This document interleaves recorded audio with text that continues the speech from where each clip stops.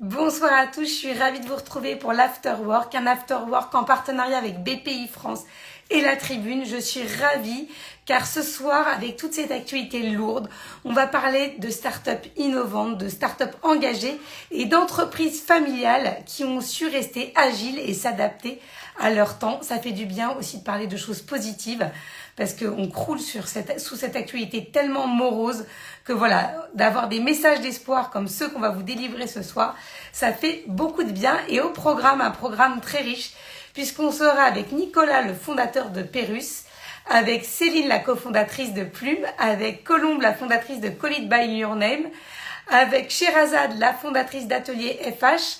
Et on va commencer avec Mathieu Lafont de la maison éponyme. Mathieu Lafont qui a repris finalement l'entreprise familiale. Tout le monde connaît les lunettes Lafont. Et ça a été intéressant pour moi de l'interroger pour savoir comment on fait quand on hérite d'une telle maison pour la faire vivre, pour pouvoir continuer à être original, inventif et garder sa place sur le marché. Donc on va commencer tout de suite avec Mathieu qui devrait être avec nous. Voilà. Et merci d'être aussi nombreux. Voilà, je vous disais, c'est des messages positifs qu'on veut faire passer ce soir, des messages d'entrepreneuriat. Bonjour Mathieu. Bonsoir. Je disais, voilà, j'ai l'habitude de recevoir des startups, mais il m'arrive d'avoir des invités un peu spéciaux, comme toi. Alors oui, on se tutoie sur l'afterwork, euh, qui en fait finalement hérite d'une marque, d'un nom, et c'est pas évident de continuer de faire vivre ce patrimoine. Donc je voulais que tu nous expliques un peu déjà l'histoire de la maison Lafont. Vaste sujet parce qu'on célèbre en 2023 les 100 ans d'un Lafon qui a commencé à vendre des lunettes, pour la faire un peu simple. L'histoire, elle a commencé en 1923. Un arrière-grand-père, Louis, que je n'ai bien évidemment pas connu, décide d'ouvrir une boutique de lunettes dans laquelle il fait de l'optique et de l'acoustique. À l'époque, souvent, on associait les deux métiers. Et à partir de 46, mon grand-père Jean prend le relais de son papa, et dans les années 70, mes parents, Philippe et Laurence, ne trouvant pas de lunettes à leur goût dans le magasin familial, décident de faire des lunettes pour eux, en fait pour leur génération. Ils étaient des jeunes baby-boomers, à peine trentenaires à l'époque. Et petit à petit, bah, cette envie de couleur et cette envie de forme un petit peu différente d'un classicisme habituel sur le marché prend un peu d'épaisseur. Les gens commencent à être intéressés, la presse en parle. Et bah maintenant, 50 ans après le début de la marque et bientôt 100 ans après le retour du magasin, on est toujours là avec mon frère Thomas. On a pris le relais de nos parents qui ne sont plus là. Et donc on fait vivre une histoire familiale avec un certain plaisir et un petit peu de fierté aussi. Et comment on continue d'être aussi agile? Parce que ça Euh, demande quand même un renouvellement perpétuel pour être toujours dans le coup, pour vos clients changent, donc vous oui, devez vous adapter. nos clients vieillissent et c'est une chance. Ils nous suivent longtemps aussi, c'est très bien. On commence dès les enfants, puis on les emmène jusqu'à jusqu'au moment où ils décident de plus porter de la fond. Comment on fait? Bah, en fait, déjà, je pense qu'il faut être, on a de la chance. Il faut reconnaître sa chance et il faut savoir aussi qu'on a une forme de responsabilité. Nos parents ont beaucoup travaillé pour créer l'entreprise, donc je dirais à nous on est les porteurs d'un nouveau chapitre et ce chapitre-là, ça nous oblige, il nous oblige on doit reconnaître ça. Puis après, bah, je dirais garder les valeurs qu'on nous a inculquées, quand on nous a élevés, une certaine humilité, et puis essayer toujours de se poser des questions. C'est-à-dire que je pense que ce qui marchait il y a 15 ans peut continuer de marcher 15 ans plus tard, mais doit forcément évoluer nécessairement. Un best-seller des années 80, on peut le rééditer, mais il sera jamais comme il était dans les années 80. Il doit être un peu différent. La perception doit être peut-être la même, mais l'attente des consommateurs évolue. Pour autant, il y a des choses qui sont des éléments, je dirais, importants pour nous. C'est la fabrication française. On travaille depuis l'origine de la marque avec la même manufacture familiale. C'est l'idée d'apporter de la couleur, des couleurs et de la couleur. Et je pense une certaine qualité de fabrication. C'est-à-dire qu'on veut que nos produits tiennent dans le temps, soient bien faits, que les gens on est pour leur argent, entre guillemets, hein. La lunette, ça vaut quand même un peu de sous. Donc, on se sent obligé quand même de toujours viser une qualité optimum, des jolis produits bien faits, agréables à porter, confortables. Vous avez jamais eu la tentation d'aller fabriquer à l'étranger pour avoir un coût de fabrication moins élevé? Parce que là, finalement, c'est merveilleux de voir que depuis l'origine, vous fabriquez en France sans jamais être allé ailleurs. Alors, c'est vrai que l'offre de produits qu'on a chez Lafon, on a tendance à dire que 95% de ce qu'on vend en France et dans le monde est fabriqué en France et sort de la même manufacture. Donc il y a 5% qui restent sur des produits en titane qu'on fait au Japon ou des montures injectées qu'on fait pour les bébés, où là pour le coup en France on sait pas faire, on n'arriverait pas à les faire comme on veut. Donc déjà on est dans une vraie transparence. Tous nos produits ont leur origine marquée et on est certifié OFG. Pour ça, tout ça, c'est des éléments vraiment importants. Bah après, je vous disais qu'on est porteur d'une histoire familiale et notre papa a serré la main d'un monsieur qui s'appelle Joël Thierry il y a presque 50 ans maintenant. Ils se sont dit qu'ils feraient des lunettes ensemble et on n'a jamais eu de contrat. Et cet engagement humain est finalement très simple. Bah, il est toujours le même et que le fils de Joël Mathieu l'a rejoint il y a 5 ans, prend le relais de l'entreprise et ça se passe de la même manière avec mon frère et moi. C'est-à-dire que voilà, on a une telle histoire commune qu'il est, voilà, on n'envisage pas de le faire autrement. Après, ça ne veut pas dire que vous vous ouvrez pas à des nouvelles technologies, que vous n'allez pas regarder ailleurs. Il faut se nourrir de tout ça. Faut pas du tout être figé. Mais c'est C'est quoi les dernières innovations chez Lafon? Qu'est-ce que vous avez intégré? qu'est-ce qu'on a intégré? Alors, il y a un truc très fort et c'est mon frère qui en a été le porteur. Alors, c'est une innovation qui n'en est pas une, mais qui en est une à la fois. C'est que chez Lafon, on a 40 ans et plus de couleurs. Donc, on a des feuilles d'acétate, ce qu'on appelle le plastique communément. Ces feuilles d'acétate, on fait 25 nouvelles couleurs par collection. Donc, chaque année, il y a une cinquantaine de nouvelles couleurs qui viennent. Certaines ont un succès, d'autres bah, marchent pas, trouvent pas leur public. Donc, on les stockait depuis des années dans un hangar dans le Jura. Et on en a un certain volume. Et heureusement, on a plus de succès que d'échecs. Pour autant, il nous en restait. Et mon frère s'est dit, juste au début du confinement, que ce serait quand même vachement bien si on pouvait essayer de prendre ces anciennes matières et d'en faire quelque chose. Donc ça a mûri, mûri, mûri, jusqu'au jour où dès qu'on a eu le droit en 2020 de se redéplacer, il a foncé dans le Jura, il a été ce hangar, il a choisi des couleurs, il a été voir un fabricant français qui broie ces matières et qui les réassemble avec des nouvelles matières. Donc on a créé des séries limitées depuis, ça fait maintenant 1 an, qu'on appelle l'upcycling créatif. Donc c'est avec des anciennes couleurs Lafon, qui ont leur histoire, on recrée des nouvelles matières. Et c'est des choses qu'on fabrique actuellement, hélas, qu'en série limitée, parce que c'est un peu complexe en termes de production, c'est un peu plus lent.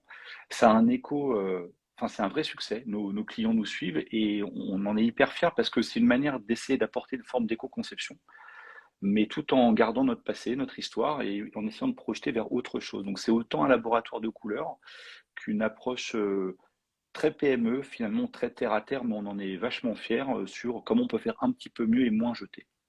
Et alors, tu le disais, tu as repris la Maison Lafon avec ton frère, qui Hmm, en est le directeur artistique.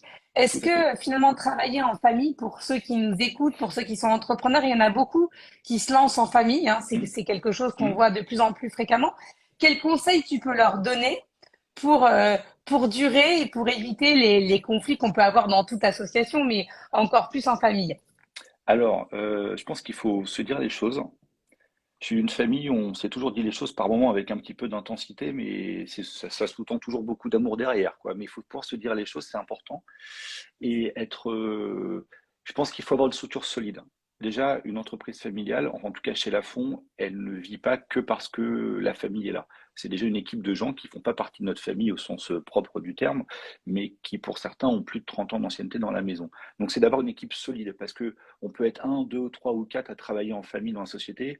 Quand on est une entreprise on est à peu près une centaine de personnes dans le monde, ça se fait pas tout seul. Donc il faut être entouré de gens qui partagent les mêmes valeurs que nous et être capable de se dire les choses. Et je dirais que si chacun a sa position, chacun a son job et chacun peut exprimer ce qu'il a exprimé, je pense que c'est des super belles histoires. Nous, on a été bercés par nos parents qui travaillaient ensemble. Même dans les moments difficiles, je pense que ça donne une force supplémentaire. Et puis, c'est une forme de fierté quand vos enfants viennent vous voir sur un salon professionnel. Ils sont vachement contents de voir le nom de la maison. Ils sont contents de voir tout ça. Et c'est des jolies histoires, quoi. Et vos enfants, vous avez envie de leur transmettre le flambeau aussi? Bah, enfin, je sais pas, on va appliquer, enfin non, je sais pas. Je vais appliquer la recette que nos parents ont appliquée, c'est qu'ils nous ont soutenus dans nos aventures scolaires et d'étudiants. Puis on arrive le jour où on arrive. Et puis si un jour le hasard nous emmène là et que les enfants ont envie, ben on sera hyper heureux. Et puis s'ils veulent faire autre chose, on sera tout aussi heureux. Donc je pense qu'il faut pas forcer le destin, faut le laisser venir à son rythme. Et puis bah, on verra. Et une dernière question, quel est le modèle phare de cette année? C'est quoi les tendances? Alors, on retrouve sur le marché français, parce qu'on n'a pas forcément les mêmes tendances en fonction des pays, mais sur le marché français, on va retrouver quand même toujours une approche autour de formes un peu rétro, des formes un peu rondes qu'on appelle pantos, une espèce de, c'est une forme en lunettes qui est assez classique, qui se porte beaucoup. Travailler, je dirais, avec des coloris relativement modernes, avec une approche un peu plus contemporaine, mais on garde un côté un peu rétro. C'est une forme de néo-rétro revisité. C'est quelque chose qui marche bien en France. On voit aussi un mélange. Les gens recherchent, pour certains, autant des coloris hyper classiques, des jolies écailles, des belles couleurs, et aussi d'autres consommateurs vont chercher des coloris beaucoup plus tranchés, beaucoup plus contrastés, avec beaucoup plus d'intensité. Donc, je dirais qu'on a une arrivée de couleurs un peu plus punchy. On a ces formes qui pouvaient être très fines il y a quelques années, qui sont un peu plus épaisses maintenant. On assume un truc un peu plus confortable, un peu plus cossu. Et alors, on vous retrouve bien sûr à Paris, dans la boutique Lafond, mais on peut aussi commander en ligne. Alors, on a une approche qui est assez simple. On a un site internet où on présente toute notre collection. En revanche, on pense que le métier d'opticien, il est central dans l'accompagnement, le conseil, parce qu'il faut quand même associer des verres. Il y a un problème de vue à la base. Donc, on peut y trouver tous nos revendeurs français et européens et ceux à travers le monde, mais on privilégie une vente concrète sur le terrain. Chez les opticiens, c'est important pour nous. Donc, on a nos 4 boutiques parisiennes Lafond qui vendent que du Lafond, mais on a en France 2000 et quelques revendeurs Donc, on peut fidèles. choisir le modèle sur le site et Ouais, à la limite le faire commander par ouais, son ouais, opticien le plus ouais, proche. ouais. Et c'est un système qu'on, alors on vend bien évidemment tout ce l'approche B2B, on a un intranet qui fonctionne très bien, mais pour les consos, on est encore sur une approche où l'opticien doit être au cœur du dispositif. Merci Mathieu d'avoir été avec nous. C'était C'était un un bonheur plaisir. d'échanger et j'espère à très bientôt. Au revoir, bonne Merci soirée, beaucoup. ciao. Merci. Et on continue le tour des startups mode. Et tout de suite, je reçois dans l'ordre d'arrivée Colombe, la fondatrice de Call It By Your Name. Ceux qui sont accros à Instagram ont dû voir passer ses créations plus d'une fois parce qu'elle commence à être très très populaire. Bonjour Colombe, comment ça va? Bonjour Laura, très bien et toi? Très très sobre par rapport à tes créations. C'est vrai, c'est vrai. J'espère qu'il y en a à côté pour J'en ai, montrer. je suis entourée de créations, t'inquiète pas. Bon, je disais, tu es la fondatrice de Call It By Your Name et toi, tu as eu un positionnement très vertueux depuis le départ, avant même qu'il y ait une grosse tendance au recyclage, à l'upcycling. Est-ce que tu peux nous raconter un peu la genèse de ta boîte? Alors, la genèse de ma boîte, elle est assez rapide à faire puisque la boîte a 2 ans d'existence. J'ai monté Colit pendant le confinement. Le principe de base, c'était de broder à la main des bandanas américains. Et en fait, j'avais fait ça pour mes enfants. Pendant le confinement, j'en ai fait pour des copines qui ont posté sur Instagram et il y a Oui, eu c'est un ça, ça retour. me semblait plus vieux que ça parce que j'ai tellement vu passer au Non, tout début du confinement tes créations. C'est vrai que ça a été c'est. assez fou. Après, je pense que tout le monde passait beaucoup de temps justement sur les réseaux sociaux et que ça m'a énormément aidé à faire connaître la marque. Donc à la base, c'était vraiment de la personnalisation pour te montrer. Bon, on voit évidemment pas tout est à l'envers, mais c'était des broderies à la main que vous pouviez, par exemple, encadrer pour faire comme un espèce de tableau, ou alors une petite broderie comme ça si vous vouliez le porter autour du cou. De là, j'ai décliné en fait toute une gamme d'accessoires, des sacs, des pochettes, enfin, voilà, plein de choses qui étaient donc effectivement personnalisables avec ce système de broderie à la main. Et après, j'ai décliné toute une collection d'accessoires que vous pouviez aussi acheter tout fait. La démarche un peu éco-responsable, c'est que en fait, c'était de la broderie à la main qui était réalisée en France. Toute la fabrication des accessoires est faite aussi en France dans des ateliers à côté de Paris. On a la chance de travailler avec un atelier qui est très, je dirais, conscient de justement de tout l'aspect zéro déchet et qui nous challenge beaucoup. Donc, par exemple, toutes les chutes de nos bandanas, on les utilise pour en faire, par exemple, des petits chouchous comme ça. Et, euh, et voilà, en fait, on essaye d'allier la mode et une certaine forme de conscience bah voilà, qui est un peu obligatoire et nécessaire aujourd'hui.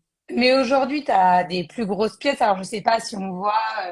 Alors, tout ce que tu fais. Et donc, chaque pièce est unique. C'est aussi le concept. Alors, donc toute la personnalisation donne lieu à des pièces uniques puisque vous brodez et vous faites broder ce que vous voulez. Et dans un deuxième temps, en fait, j'ai commencé à sourcer des bandanas anciens, des foulards en coton anciens pour faire des pièces comme ça, comme des vestes.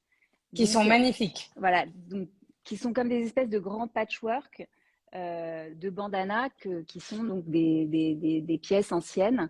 Et là encore, il y a une dimension qui est assez, en tout cas pour moi, qui est assez importante et qui est à la fois ce côté artisanal, le côté nouveau luxe parce que vous avez une pièce qui est unique et que personne d'autre n'aura, et aussi cet aspect un peu vertueux de se resservir voilà, de vieux bandanas, de vieilles pièces qui dorment dans des entrepôts.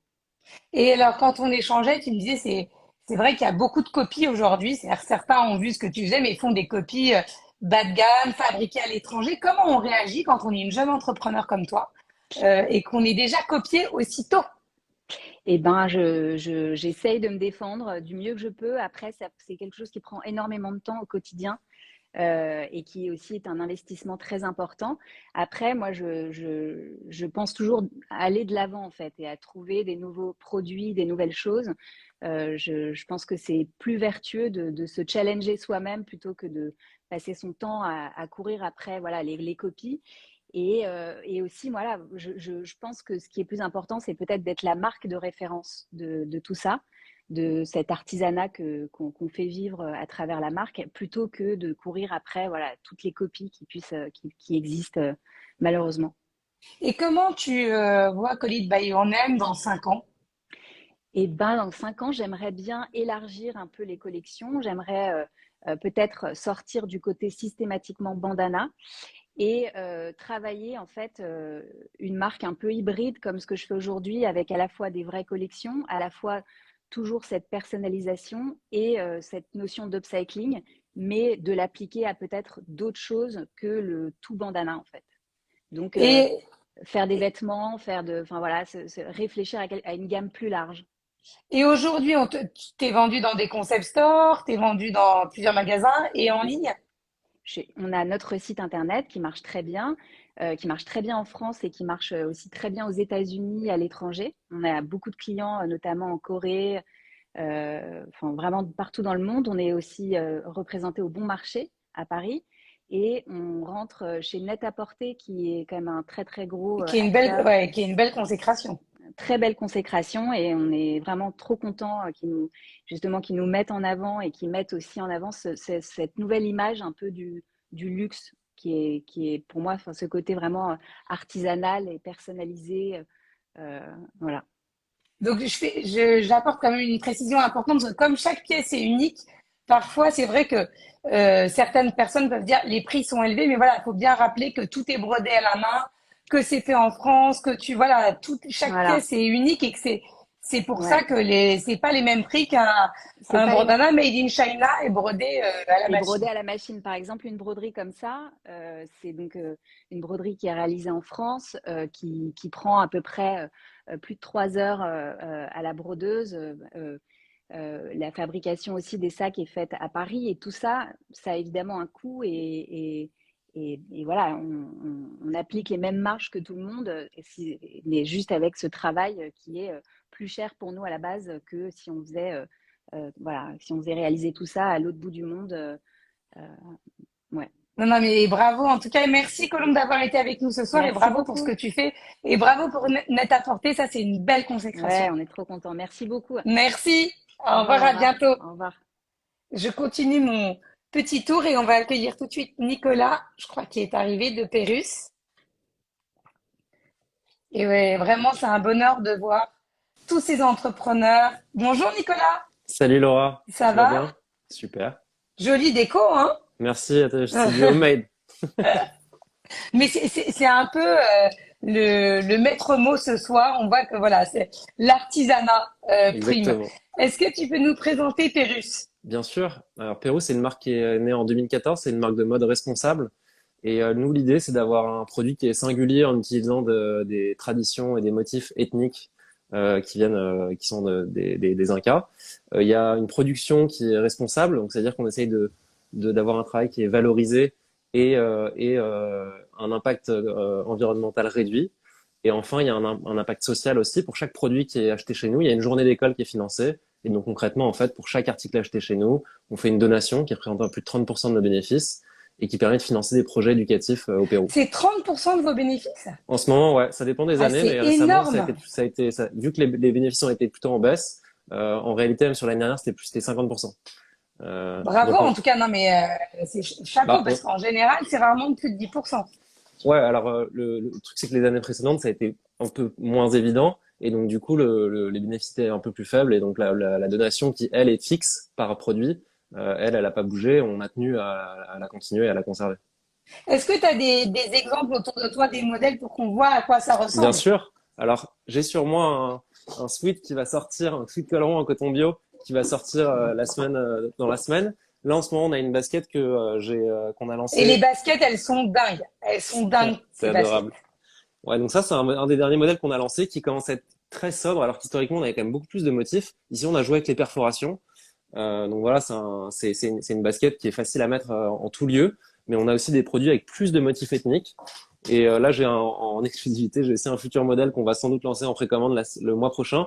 Donc là, c'est avec du daim et des empiècements réfléchissants. Donc ça, c'est une matière qui est réfléchissante, qui peut être vue lorsqu'on fait du vélo, par exemple. Et c'est aussi Ou en trottinette pour les ados. exactement, exactement. Et non, mais t'as pas des motifs, parce que c'est vrai que quand on va sur l'Insta ou aller sur l'Insta de Pérus, il y a Ah ouais, plein c'est de clair. couleurs aussi, hein. Ah oui, il y en a C'est plein, il y en a vraiment ce qui plein. vous caractérise, hein. Ouais, c'est clair. Bah, là, j'ai pas tous les produits autour de moi. Non, non, mais je me doute. On a 1100 références maintenant. Donc, mais en tout cas, oui, on a plein de produits colorés avec des motifs ethniques Inca qui sont nos premiers modèles en toile. On a aussi des pulls en laine d'alpaga avec des motifs qui font partie vraiment de l'ADN de la marque, qui nous représente parfaitement, j'ai envie de dire. Et Donc, donc, ouais, n'hésitez pas à les regarder. tu disais, Nicolas, fondé en 2014, donc Ouais, bien avant enfin, bien avant le Covid, quand on parlait de mode responsable, on pouvait nous regarder un peu bizarrement. ouais. Et aujourd'hui, tu es complètement dans l'air du temps. Est-ce que le fait d'avoir eu un temps d'avance, c'est quelque chose qu'il est facile de garder aujourd'hui quand on voit que toutes les marques, finalement, revendiquent d'être éco-responsables, enfin beaucoup de marques, beaucoup plus qu'en 2014 en tout cas. Ouais, Est-ce c'est que clair. c'est pas trop difficile de garder une longueur d'avance? Bah, nous, dans tous les cas, on est obligé de se réinventer en permanence. Donc, nous, c'est toujours, on a des nouveaux projets, on se dit, OK, comment on peut s'améliorer au quotidien? Et le fait qu'il y ait des nouvelles marques, ça nous pousse encore plus parce qu'on voit des initiatives qui sont top, avec des gens qui ont des talents incroyables. Moi, je vois les assets qu'on avait, les vidéos qu'on avait ou les photos qu'on avait quand on s'est lancé. On a eu un succès énorme à nos débuts sur Ulule, sur cette première campagne de financement participatif. On avait vendu 2000 paires en un mois avec des photos qui étaient assez simples. Aujourd'hui, les marques qui se lancent, elles nous poussent à faire mieux parce qu'elles se lancent avec des photos extraordinaires directes, des vidéos dingues, un site qui est bien fait. Donc non, ça nous pousse et nous, on a beaucoup des réflexions sur comment s'améliorer. Et là, pendant le confinement, par exemple, une des réflexions qu'on a eues, c'est comment limiter encore plus notre impact environnemental. Et donc c'est pour ça qu'on a décidé de relocaliser la production progressivement avec des produits qui ont potentiellement un peu moins de motifs aujourd'hui. Mais donc voilà, il y a 2 ans, on était à que faire en dehors de l'Europe. Et aujourd'hui, on a 2 tiers de nos ventes qui sont fabriquées en Europe. Donc on a réussi à faire un changement très rapide et qui a un énorme impact sur notre impact environnemental. Donc ça veut dire que d'ici 5 ans, tout est produit en France? Bah, c'est en vrai une étape logique à suivre. On s'est informé l'année dernière pour faire des chemises en lin avec du lin français et fabriqué en France. Pour l'instant, les résultats qu'on a eus, c'est que les prix d'achat étaient très élevés. En fait, ça ne nous permettait pas de sortir le produit, mais on perd pas espoir. Là, je sais que je vais assister le mois prochain à une conférence sur le Made in France pour potentiellement réfléchir à des futurs projets. Donc, en effet, c'est envisageable. Je peux pas le promettre, mais en tout cas, on essaiera au moins de faire quelques produits, je dirais. Et il y a bientôt d'ailleurs au mois de novembre le salon du Made in France. Et Guillaume Gibault, le fondateur du slip français, va dévoiler une nouvelle usine, en tout cas, pour justement permettre, pas uniquement au slip français, mais d'avoir des nouveaux modèles qui permettent aux créateurs de fabriquer en C'est France et génial. donc d'avoir une fabrication locale et surtout de créer de l'emploi chez nous, ce qui est important Ouais, c'est aussi. super. En tout cas, merci Nicolas d'avoir été avec nous, hein. Merci Laura, c'était un Et bravo plaisir. pour cette petite déco, hein. Merci. J'y suis très sensible. À très vite, À très merci. vite. Au revoir. Et donc, abonnez-vous au compte Pérus parce que vous allez voir, franchement, les modèles sont magnifiques. Et maintenant, mais je ne suis pas sûre que Céline m'ait envoyé une invitation de chez Plume. J'attends, ah si, peut-être que, parce que normalement, c'est avec le compte Plume qu'il faut se connecter. Alors, j'attends un petit message de Céline et sinon, je vais voir si Sherazade s'est connecté avec Atelier FH. Et là, vous allez voir, on va parler chaussures, on ne peut plus responsable. Donc là aussi, je regarde si Sherazade est connectée. Voilà, j'essaye de... Je l'invite et on va voir. Et je demande à... Oui, si Céline peut me préciser si elle a bien reçu. Voilà, là, Oui. Bonjour Sherazade, j'avais pas reçu l'invitation. Est-ce que tu m'entends bien? C'est bon? Tu Voilà, m'entends? alors si jamais tu as Ouais. un peu de lumière parce que tu es dans le noir total. Ah mince. Non, C'est pourtant je pour qu'on te suis. voit un peu plus. Ouais, ouais, ouais. Est-ce que si je me mets. Attends, est-ce que si je me mets debout, tu me vois mieux ou pas? Là, on te voit un peu mieux, là. Ouais, là, on te voit un Ouais. peu mieux. Mais bon, je Bon, te vois. Là, on te voit mieux, là. je vais me mettre debout. Voilà, ce sera plus simple. Et donc, toi, tu as créé avec Atelier FH quelque chose qui, pour moi, était indispensable, c'est-à-dire, on achète tout d'occasion aujourd'hui sur Ouais. les plateformes de vente qu'on connaît tous. Mais c'est vrai que le marché de la chaussure d'occasion reste quelque chose d'assez délicat. Parce qu'on dit, oh là là, est-ce qu'on va acheter la chaussure, les chaussures portées par quelqu'un d'autre? Il y a un côté hygiène qui Mm, intervient et qui peut être un frein et tout un à fait. blocage. Et pourtant, on est tellement nombreux et nombreuses à garder des chaussures dans nos placards que nous ne portons pas, que toi, tu Ouais. as décidé d'y remédier. Et j'ai l'exemple devant moi. Je les ai prises. Ah, Euh, voilà, ça c'est des chaussures qu'on pouvait trouver sur qu'on Atelier FH, pouvait. Tod's, Oui. et qui sont mais comme neuves. Donc on Oui. n'a pas cette sensation de l'occasion dans la chaussure. Est-ce que tu peux nous expliquer un peu quel est ton concept? Oui, tout à fait. Alors écoute, moi j'ai toujours été fan de seconde main, même bien avant que ce soit la grande mode. Et quand j'ai décidé de lancer Atelier FH, je me suis rendu compte, parce que je vendais aussi des choses en dépôt-vente, que les chaussures se vendaient mal. Mais comme moi, je me posais pas vraiment la question, je me suis dit, bah mince, pourquoi les chaussures se vendent mal? Et effectivement, j'ai fait cette étude auprès de 280 personnes, et c'est exactement le sujet qui revenait. Le côté hygiène, le côté usé, limite très personnel de la chaussure comme des sous-vêtements. Et quand je demandais, mais qu'est-ce qui ferait que vous achèteriez des chaussures seconde main? La réponse est, bah, faut qu'elles aient l'air comme neuves. Bon, ok. Et je me suis dit, bon, bah, en fait, je vais relever le challenge. On ne peut pas les mettre à la machine à laver comme les vêtements, mais je peux peut-être travailler avec des artisans cordonniers. Et donc, l'idée, c'est de se dire, bah, en fait, j'ai envie de donner envie, j'ai envie d'avoir cet impact, en fait, sur la mode avec les chaussures de seconde main, en travaillant avec des artisans cordonniers et en rendant les chaussures comme neuves. Donc, ça veut dire que les chaussures sont désinfectées, à l'intérieur, nettoyées à l'extérieur et aussi réparées quand c'est nécessaire, le talon, la semelle, pour vraiment donner cet aspect comme neuf aux chaussures et inspirer les gens à acheter du coup des chaussures de seconde main, mais aussi à s'en débarrasser. Parce que comme tu l'as dit, parfois on a beaucoup de chaussures, on n'a pas forcément envie de les donner, on n'a pas forcément envie de les mettre dans des bennes, mais quand on sait que quelqu'un va en prendre soin, en tout cas c'est ce que les personnes me disent, bah là on est prête à les redonner ou à me les revendre en fait. Donc, il faut que tu nous expliques le travail qui est fait. Je fais une petite aparté parce que j'ai vu un petit message de Céline, la cofondatrice de Plume. Il faut se connecter avec le compte de Plume. C'est important parce que après, tout le monde se connecte et après, ça renvoie sur le compte personnel. Donc, je compte sur Céline pour qu'elle se connecte avec Plume. Et je reviens aux chaussures. Comment tu arrives à faire en sorte de redonner une deuxième vie, par exemple, typiquement à ces chaussures-là, pour qu'on comprenne le fonctionnement, peut-être rentrer un peu plus dans le détail. Oui, tout à fait. Donc la première, alors vraiment quand moi je récupère des chaussures, il y a vraiment différents types enfin il y a vraiment différents états de chaussures. Il y a plein de chaussures par exemple qui parfois ne sont pas portées ou sont portées deux fois. Donc elles sont pas forcément très abîmées. En revanche, la semelle va être sale. Parce que là, Euh, je montre quand même la semelle. Hein. oui, la semelle, par exemple, elle était, bah, par exemple, celle-ci, pour être complètement honnête, elle n'était pas très abîmée. En revanche, la semelle était sale, donc il fallait quand même nettoyer la semelle extérieure pour leur donner cet aspect comme neuf. Et elles sont désinfectées. Et quand je dis qu'elles sont désinfectées, en fait, on utilise une machine à vapeur très chaude Donc pour la première étape.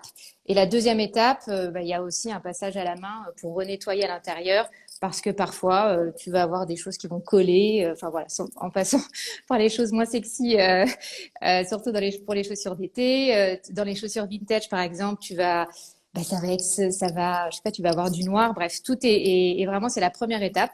Et ensuite, en fonction de l'état de la chaussure, un talon usé.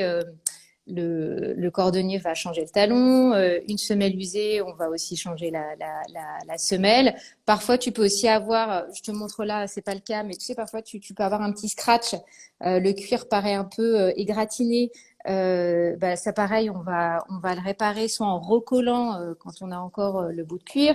Et parfois, c'est tout bête, mais quand on cire ses chaussures, ça leur redonne aussi un aspect neuf en fait. Donc c'est aussi avec Atelier FH, et oui, j'ai envie de donner une seconde vie aux chaussures, j'ai envie qu'on achète des chaussures de qualité, mais ça permet aussi de revaloriser le métier de cordonnier qu'on a parfois oublié. Et se dire, en fait, moi aussi, je peux garder mes chaussures sans forcément en acheter des nouvelles et aller chez le cordonnier pour leur donner une seconde vie, en fait. Et pour ceux qui veulent, bon, à la fois acheter, c'est sur le site d'Atelier FH, mais pour comment tu récupères les chaussures? Est-ce que tu les rachètes, on te les donne? Parce qu'il y a aussi, je pense à quelqu'un qui fait quelque chose d'assez délicat comme toi dans un autre, pour un autre type de vêtements qu'il est compliqué de recycler, qui sont les soutiens-gorge, abracadabra. Ouais. Et donc, on peut aussi leur envoyer, parce que c'est vrai qu'il y a des moments, oui, on veut vendre, mais il y a aussi des moments où on se dit, on va donner. Si c'est en bon état, mais que c'est quelque chose, alors évidemment, on va pas te donner une chaussure totalement vétuste, mais si c'est en bon état, peut-être démodé pour nous, mais que tu peux en faire quelque chose, comment ça se passe de l'autre côté quand on veut donner ou vendre? Alors, juste peut-être une précision. Moi, à l'origine, mon site web est suisse, puisque je suis basée en Suisse aujourd'hui. Mais là, on développe le site web en France. Néanmoins, moi, ça change pas vraiment. C'est pour la vente. Aujourd'hui, en ligne, on ne peut acheter que en Suisse. En revanche, on me retrouve à Paris en ce moment, donc on peut aussi acheter en France. Mais pour la vente de chaussures, en fait, sur le site web, il y a un petit bouton. Alors, c'est en anglais, désolé, mais c'est ce qu'il y avait de plus pratique, en fait, pour moi. Un petit bouton qui s'appelle Sell to Us. Et là, en fait, les personnes vont voir, soit elles m'envoient les photos avec un petit descriptif, et on répond à l'email assez facilement. Quand les gens ont beaucoup de chaussures, elles peuvent prendre rendez-vous et puis on fait une visio, tout simplement. Quand elles sont à Zurich, je me déplace. Mais là, par exemple, à Paris, c'est vrai qu'il y a beaucoup de gens qui viennent, par exemple, sur le site de printemps et je m'arrange. Bon, voilà, on s'arrange toujours, mais donc on peut me donner ou vendre les chaussures. Il y a ce petit bouton. J'essaye de faciliter la vie aussi pour les personnes qui veulent revendre ou donner leurs chaussures. En tout cas, c'est une vraie, très belle initiative et c'est vrai que ça permet de revaloriser ces métiers dont tu parlais, comme celui de cordonnier, qui sont parfois oubliés et on oublie tout simplement d'y aller. On y va quand on casse un talon, mais on oublie que ce sont aussi beaucoup plus que des réparateurs. Ils peuvent rénover nos chaussures, celles qu'on aime, sans forcément là passer par Atelier FH. Si on a simplement des chaussures qu'on trouve pas en bon état, avant de les jeter ou avant de penser aux cordonniers qui font franchement un travail magnifique. Merci Sherazade d'avoir été avec nous. Merci Laura. Et donc je redonne le nom, c'est Atelier FH. Oui, tout à fait. Atelier FH. Donc en Suisse, le site web, ou en ce moment, je suis encore au printemps. Voilà. Voilà, mais de toute façon, vu le succès que tu as, je pense que ça va se développer de plus en plus. Merci beaucoup et encore merci pour l'invitation. Au revoir. Laura. Merci à toi. Au revoir. Et j'ai vu que normalement Plume s'était connecté avec le site, donc je vais aller chercher Plume comme ça. Et c'est bon. Le temps que Sherazade se déconnecte, Céline va nous rejoindre. Et là, on va parler de mode. Bonjour, merci Céline. Alors par contre, je ne t'entends pas. Non, je ne t'entends. Est-ce que tu m'entends? Parce que moi, je ne t'entends pas du tout. Toi, tu m'entends, mais moi, je ne t'entends pas. Je ne sais pas pourquoi. Est-ce que là, tu m'entends? Sinon, tu sais, non. Ah là, je t'entends. Là, c'est parfait. Là, c'est parfait. Est-ce que tu m'entends là? Ah, très bien. Super, c'est la technologie. Nickel. Et merci, mais c'est pour éviter que tout le monde aille sur ton compte perso et de montrer, qu'on puisse cliquer sur Plume. Dis-toi, t'es la cofondatrice de Plume et t'as eu une super idée qui est celle. Alors, on commence à voir venir, des marques qui font de la précommande. C'est vrai que c'est dans la tendance, mais toi, il y a une gamme quand même assez large de Assez large, ouais. produits. Et Ouais. surtout, on se sent tout de suite impliqué quand on voit les modèles, quand on voit les photos. Est-ce que tu peux nous expliquer comment tu as eu l'idée? Comment vous avez eu l'idée? Parce qu'il y a deux fondatrices. Oui, exactement. Il y a Elise, je suis sûre d'ailleurs, qui nous écoute derrière son petit téléphone. Écoute, merci déjà pour l'invitation. Plume, elle a 2 ans et demi, c'est une bébé marque, donc qui est née le 1er mars 2020, tu vois, juste avant le confinement. Et l'idée n'était pas du tout de créer une marque à la base, si tu veux. Moi, j'ai un rapport très fort au vêtement parce que le vêtement, ben voilà, tu t'exprimes avec ton vêtement, tu te fais du bien. Et moi, j'avais envie juste de proposer au départ des vêtements. Et moi, j'étais pas du tout du monde du prêt-à-porter. Il faut savoir que toutes les deux, avec Élise, on a plus de 44 ans. On est un peu plus proche des Mais 50. vous êtes sublime. Et c'est Ah, toi qui es sur les photos en plus, hein? oui, alors ça, il y a une Attends. autre histoire, mais il faut qu'on en Ah, mais parle ça, tu après. nous raconteras après. Si, quand Ouais, même. exactement. Et en fait, l'idée, c'était juste voilà, de faire des vêtements et on n'avait pas du tout l'idée de lancer une marque à la base. C'était voilà, essayer voilà, de faire des choses qui nous plaisent. Et puis, quand j'ai mis le nez un peu dans le monde du prêt-à-porter, c'est à ce moment-là que je me suis rendu compte qu'il y avait un vrai gros souci écologique. À ce moment-là, l'industrie était seulement, entre guillemets, la deuxième industrie la plus polluante du monde. Depuis, on est passé numéro un. Donc, au moment où tu te lances dans un business et tu te rends compte qu'en fait, ce business, bah, tu vas juste apporter un peu plus, comment dire, entre guillemets, ta pierre à l'édifice, bah, tout de suite, j'ai voulu essayer de comprendre de quelle façon j'allais essayer de faire les choses un peu différemment. Et je n'ai pas réfléchi trop longtemps parce qu'en réalité, le système de précommande, ça existe depuis la nuit des temps. C'est seulement depuis 50 ans hein, qu'on a du prêt-à-porter, mais précommander un vêtement, on l'a finalement toujours fait. Et puis, j'ai commencé à chercher ce qui se faisait dans le monde. Et en fait, il y avait déjà quelques marques australiennes. Il y avait Asphalt pour l'homme en France. Donc, moi, je me suis dit, bah, en réalité, c'est pas très compliqué. Et donc, on a conçu 4 prototypes. Et l'idée, c'est de proposer donc en précommande, mais avec un vrai cadeau pour la cliente. C'est-à-dire que nous, on lui propose de gagner un quart du prix sur la précommande, donc 25%. Pour ensuite lancer la confection. Donc, au départ, c'était cette idée-là. Et puis ensuite, le business, il a un peu évolué. On a décidé de modeler un petit peu cette précommande avec une partie, avec un prix en confection et ensuite un prix en stock. Mais la base de la base, si tu veux, c'est quand même du vêtement. Le vêtement doit faire plaisir. Nous, on est absolument persuadés que changer les modes de consommation, ça doit se faire avec le plaisir, que c'est pas avec la punition On est bien que d'accord. voilà, exactement. Et, euh, et voilà, l'allure est Mais moi, j'ai envie de importante. te poser une question. Parce que comme j'ai la chance de, voilà, de parler de start-up depuis maintenant 20 ans, des marques qui ont essayé de se lancer dans la précommande, j'en ai vu, même il y a 10 ans. Donc, c'était peut-être pas time to market, mais vous, c'est un vrai succès. Tu dis, on est un bébé marque, mais vous êtes Ouais, un véritable succès. Comment ouais, est-ce que vous arrivez à l'expliquer? Pourquoi vous, ça a marché?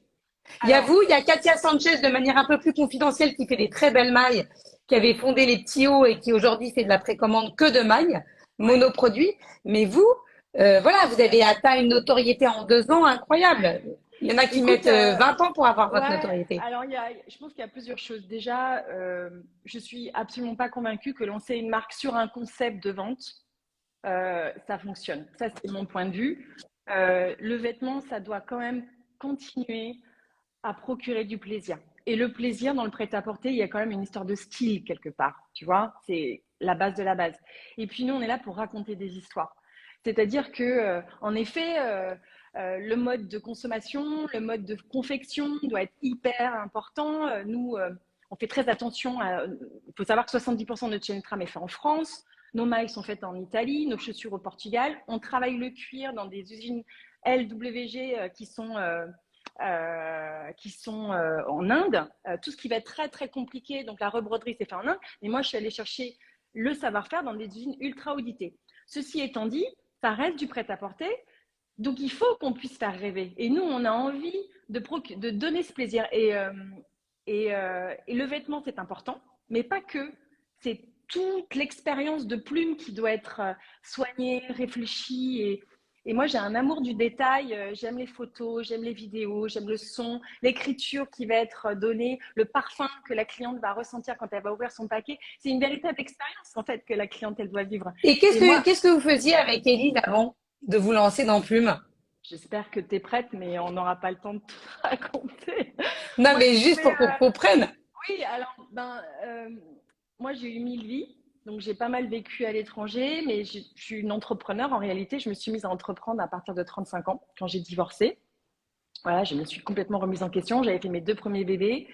Et puis voilà, j'ai l'appareil photo qui m'a toujours suivi sous la main, le vêtement qui était vraiment très important dans mes photos. J'allais chercher les vêtements chez mes clientes pour mais voilà, essayer de connaître qui elles étaient. Et puis moi, j'avais créé un compte Instagram au moment où j'étais dans une start-up digitale, où j'ai cofondé une start-up dans le digital. On était incubé à Station F.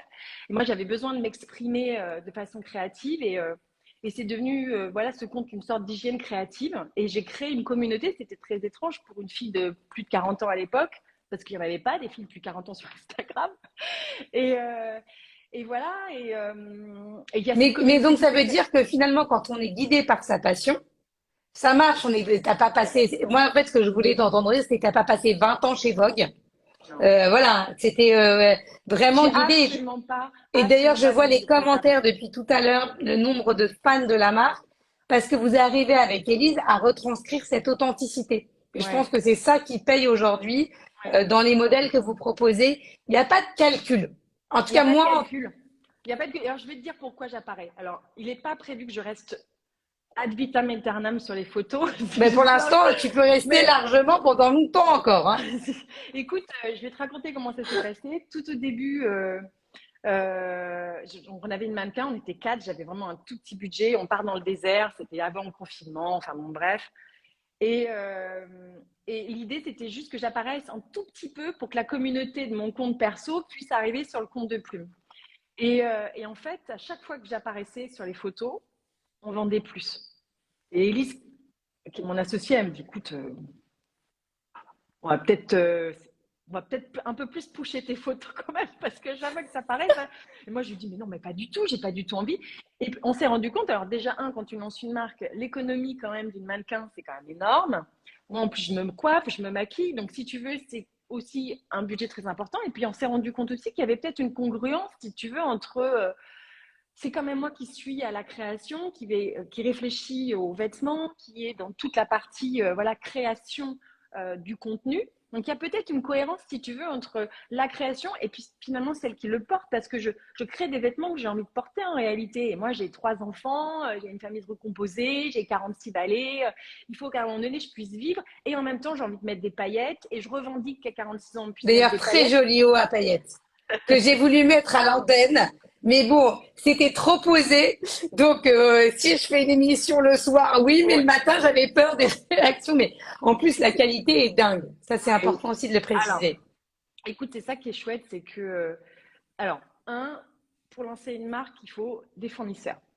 Et ça a été plus difficile pour nous parce que je t'assure que quand tu lances une marque en n'ayant jamais travaillé dans le prêt-à-porter, en ayant plus de 40 ans, et en leur disant, vous savez quoi, on va travailler sur de la précommande.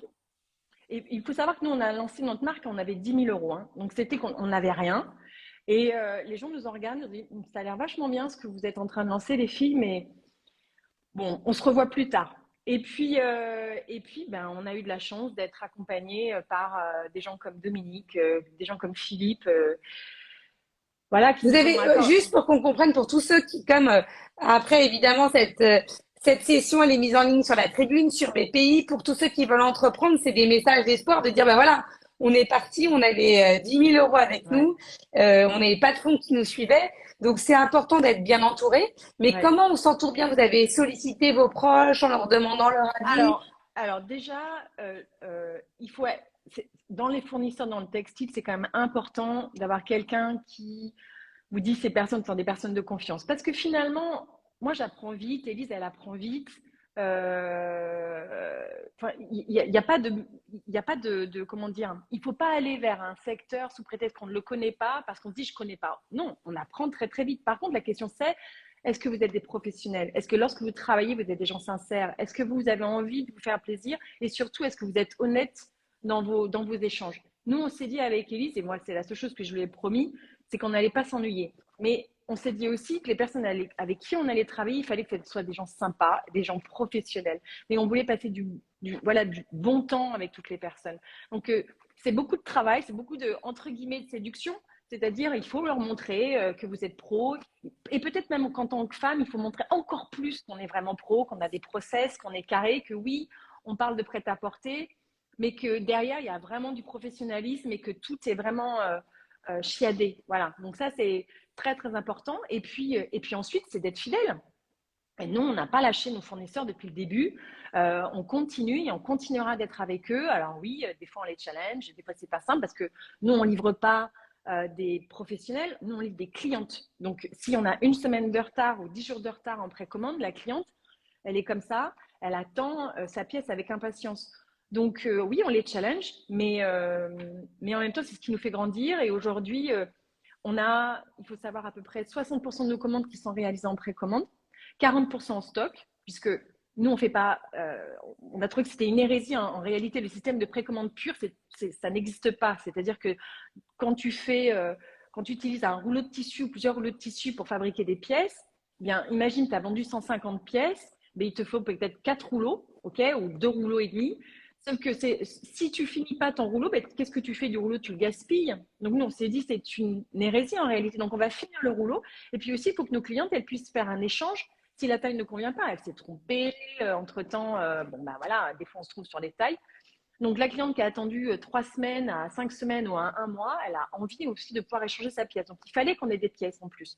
Donc in fine, on a des filles qui achètent en précommande et puis on a aussi des filles qui se disent, moi j'ai besoin d'une robe pour dans 4 jours, la pièce est disponible, je la commande. Donc voilà, c'est aussi s'adapter à son temps et écouter les personnes avec qui on travaille. Donc je suis partie un peu dans tous les sens, mais j'espère que c'est clair. Non, c'est passionnant, sinon je coupe. Mais Céline, une dernière question. Comment tu vois Plume avec Élise d'ici quelques années? Est-ce que ça grossit très vite? En tout cas, de l'extérieur, moi qui suis depuis un petit moment, ça va très, très vite. Je vais te raconter ce que je disais il y a à peu près 10 jours. Là, j'ai mon dernier petit garçon là, qui est rentré au CP. Et le jour de la rentrée, j'ai 3 mamans qui sont venues me voir en me disant j'adore ce que vous faites, j'adore ce que vous faites. Et je dis ah mais oui, c'est super. Et alors, vous avez acheté quoi? Et la dame me dit en fait, j'ai pas acheté. Et je lui dis ah bon? Elle me dit oui, mais je connais tout, je vous suis depuis le départ, mais j'ai pas acheté. Et en fait, en réalité, moi, je me suis rendu compte que le digital, c'est absolument magnifique. C'est une capacité, ça nous permet de grossir très, très rapidement.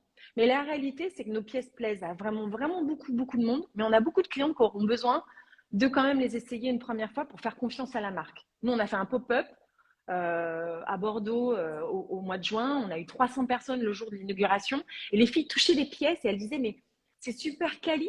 Ok, maintenant, je peux vous faire confiance. Je vais commencer à commander sur Internet. Donc, je ne vais pas te dévoiler quelque chose d'extraordinaire, mais qu'on a compris. J'aimerais bien ouvrir au moins une boutique en 2023 et puis peut-être une seconde après, peut-être d'abord sur Bordeaux et après sur Paris. Mais ne serait-ce que pour leur proposer une expérience complémentaire. On te suggère Lille aussi. Hein. En tout cas, c'est bien de ne pas commencer par Paris. Hein, parce qu'on voit en ce moment, j'ai jamais vu autant de personnes qui fuyaient la capitale pour aller rejoindre toutes les villes de France, quel que soit le département et la région, hein, la Bretagne, le Nord, l'Est. C'est vrai que c'est triste pour Paris, mais voilà, c'est ainsi que ça reviendra. Mais c'est bien. C'est aussi une justice. Là, on me dit Montpellier, de voir que voilà. Aujourd'hui, d'ailleurs, il y a beaucoup de marques qui ouvrent leur première boutique. Pas à Paris. Là, je regardais même la comédie musicale Starmia. Ils ont commencé à Nice leur tournée. Et ça fait du bien de voir, voilà, que toute la France vit et au même rythme et qu'il n'y a pas Paris et le reste du monde. Oui, puis Bordeaux, on a plein de nouveaux habitants à Bordeaux quand même, plein de Parisiens. Donc ça, c'est chouette aussi. Mais oui, non, Bordeaux, c'est une ville qui est extraordinaire. Et nous sommes bordelaises. Hein, donc, ça sera sur Bordeaux en premier. Et puis ensuite, on ira peut-être ailleurs. Mais en tout cas, voilà, ce sont les projets. Après, tu nous préviens, comme ça, on vient faire un live en direct de chez toi. Hein. Avec grand plaisir. Avec grand plaisir. Toujours en tout cas, merci. Ouais, on vient tout de suite, même sans la coupette. Hein. En tout cas, merci Céline et bravo pour tout ce que tu fais. Et bravo à Élise aussi. Magnifique. qui fait tout ça avec toi. Merci infiniment. Merci à vous. À très vite. bientôt. Au revoir. Donc, le site, pour ceux qui ne connaissent pas encore, c'est Plume Paris. Vous pouvez vous abonner au compte Instagram. Il y a le site internet pour toutes les précommandes et la qualité est dingue. Merci d'avoir été avec nous. Merci de nous avoir suivis pour cet After Work. Merci à BPI France et à la Tribune de soutenir ces entrepreneurs. Plein de talent et on se retrouve dans 15 jours pour un nouvel After Work. D'ici là, très bonne semaine à tous. Ciao!